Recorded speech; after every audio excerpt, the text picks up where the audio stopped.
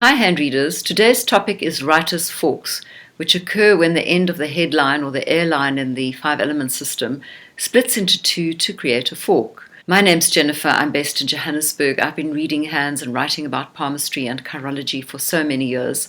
If you'd like to study with me or if you'd like a reading with me, you'll find my information at the end of this video. In order to understand writer's forks, it's important to look at the form and flow and start and general ending of the headline or the airline in the five-element system.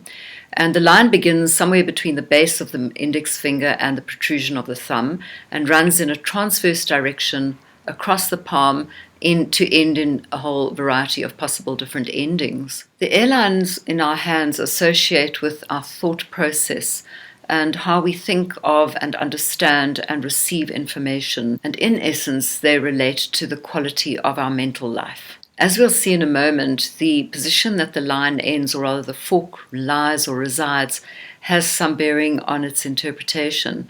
And we also would examine, obviously, the rest of the hand, but also the quality, the form, the flow of the airline itself. Additionally, there might be more than one fork, in other words, where the branch of the airline itself forks. So the fork forks, and that could also extend the potential meanings. So there's all sorts of variables that we might bump into in the way that the lines manifest in our palms. What's also very key here, though, is that while writer's forks are traditionally associated with creative writing potential, lots of writers do not have writer's forks, and lots of people with writer's forks aren't writers.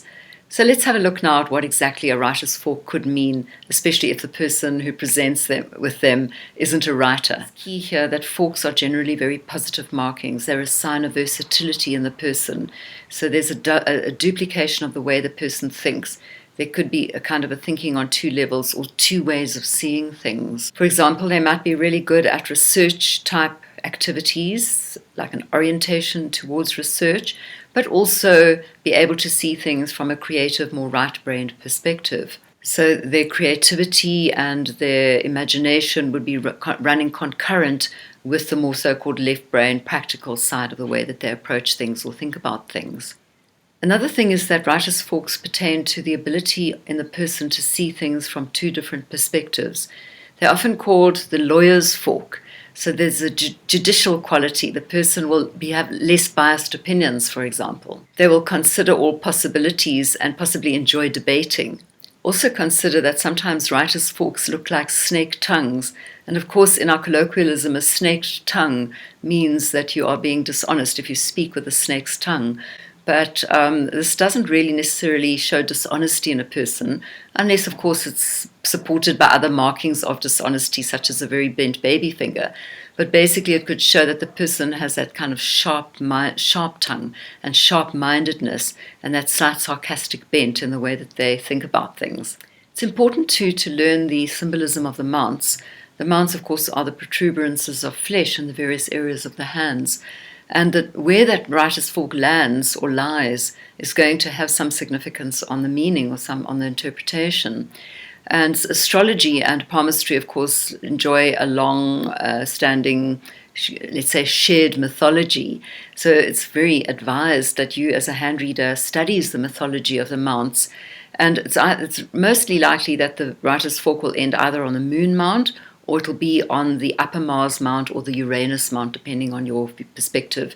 In fact, actually, in some systems, what I refer to as the upper Mars mount, which is the area just above the headline and just below the heart line, in some systems that is actually called the Pluto mount. So depending on where you're coming from, it's going to have some influence on your interpretation. As we see in this image, here's a writer's fork, a beautiful example of a writer's fork ending on a moon mount. And of course, with the moon's association with imagination, creativity, and intuition, we could certainly assume, quite comfortably and reliably assume, actually, that the person would have a great creative imagination and they may have quite strong psychic powers. In this image, we see a writer's fork that ends higher in the hand on the upper Mars mount or the Uranus mount in the system that I use. And in this case, a branch also pulls up towards the Mercury mount.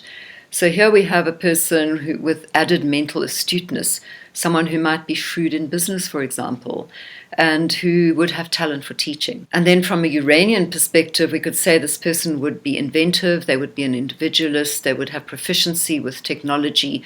So you get the idea of how the underlying mount influences the interpretation of the versatility of that fork in the airline that shows two ways of dealing with things or seeing things and can show strong gifts and talents. I would definitely consider it to be a so-called gift marker.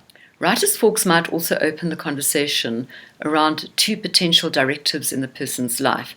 Perhaps there's some ambivalence around their life purpose or which direction to take, how to put their best foot forward. Perhaps they're uncertain about a decision. As you can see, the line forks into two, meaning two ways of seeing things, two ways of thinking about things, and two possibilities. If you have writer's forks or you have any ideas about writer's forks, I'd be so grateful for your participation and comment below. Let me know what you think. And in next week's video, I'm going to be talking about one of the things that I get asked about possibly more often than anything else, and that is pentagrams in palms.